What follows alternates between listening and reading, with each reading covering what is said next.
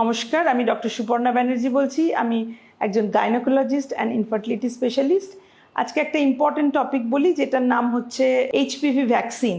So এই কথাটা খুব এখন চলছে, ভ্যাকসিনেশন। এটা কেন, এইচপিভি ভাইরাসটা কী জিনিস সেটা আগে বুঝতে হবে। হিউম্যান প্যাপিলোমা ভাইরাস হচ্ছে এক ধরনের ভাইরাস, যেমন আমরা একটা করোনা ভাইরাস বলে একটা ভাইরাসের কথা এখন সারা পৃথিবীর সবাই আমরা জানি, যে ভাইরাস কারুকে মেরেও ফেলেছে, কারুকে কিছুই হয়নি, কারোর আবার একটু হাঁচি কাশি হয়েছে, কারোর আবার জাস্ট হসপিটাল অ্যাডমিশন হয়েছে, ফিরে এসছে। তো একই ভাইরাস বিভিন্ন লোকের মধ্যে বিভিন্ন ইফেক্ট করতে পারে, ডিপেন্ড করে এটা আমাদের ইমিউনিটি স্ট্যাটাস কীরকম আছে।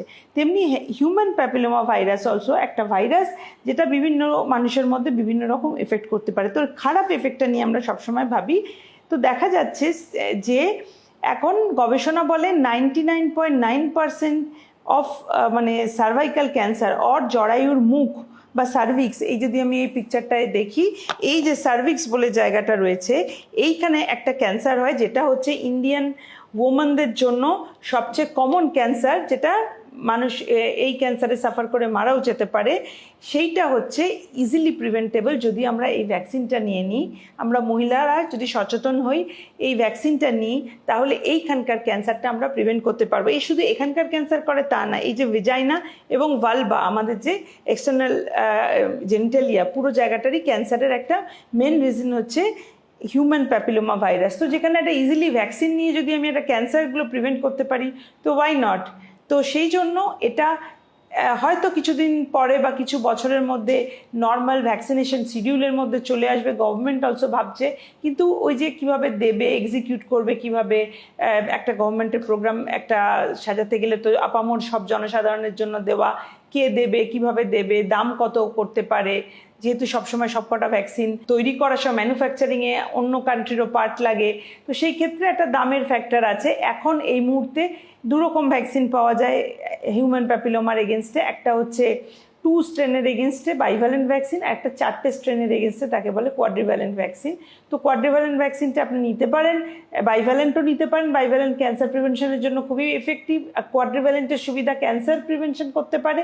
তার সাথে সাথে আমাদের বডিতে অনেক সময় ছোটো ছোটো গ্রোথ হয়, যেগুলোকে আমরা বলি ওয়ার্ট লাইক গ্রোথ বা মোল টাইপের দেখতে, কিন্তু কলিফ্লাওয়ার বা আপনার ফুলকপির মতো ওর উপরে একটা প্রজেকশন থাকে, একে আমরা বলি ওয়ার্ট। সেটা মুখেও হতে পারে, চামড়ার যে কোনো জায়গায় হতে পারে, আবার এক্সটার্নাল জেনিটালিয়াতেও হতে পারে। তো যে কোনো মানুষ যখন আমাদের ইমিউনিটি খারাপ থাকে, তখন যে কোনো ভাইরাস অ্যাটাক করতে পারে। তেমনি হিউম্যান প্যাপিলোমা ভাইরাস, যেটা freely available in the society, আমাদের আশেপাশেই ঘুরে বেড়াচ্ছে, আমাদের অ্যাটাক করতে পারে। তাই যারা ডায়াবেটিক, যারা ইমিউনো কম্প্রোমাইজ, তাদের এই ইনফেকশনগুলো হওয়ার চান্স সবসময় বেশি থাকে। কিন্তু যারা আমরা সুস্থ, এখনও পর্যন্ত প্রিভেনশনে নিজেদের বডি দিয়ে প্রোটেক্ট করে রেখেছি, কিন্তু আমরাও যে কোনো সময় অসুস্থ হতে পারি, তখন আমরাও এক্সপোজড হয়ে যাব এই ভাইরাসটা। যেমন পোলিও একটা ইরাডিকেশন ফেজে চলছে আমাদের দেশে, কিন্তু তাও পোলিও ভ্যাকসিন কিন্তু রোল আউট বন্ধ হয়নি, কারণ আবার নতুন যে জেনারেশন জন্মাচ্ছে, যাতে কিনা তারা আবার ওটা দিয়ে ভ্যাকসিনটা পেতে পারে, যাতে ওয়াইল্ড ভাইরাসটাকে আমরা আটকাতে পারি। সেই জন্য পোলিও ভ্যাকসিনেশনও ইন্ডিয়াতে এখনও চলছে, যদিও এটা ইরাডিকেশন ফেজ।